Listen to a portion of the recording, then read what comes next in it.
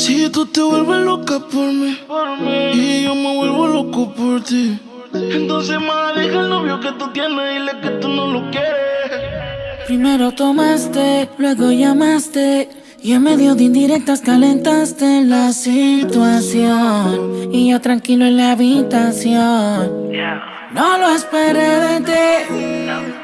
Te veía tan enamorada que ni intenté. Ahora te pregunto, ¿por qué sigues con él? Si borracha me confesaste que él no te lo hace bien. Tú le calientas la comida, pero él no te sabe comer. Si pruebas no vas a volver. No. Yeah, ¿por qué sigues con él? Si borracha me confesaste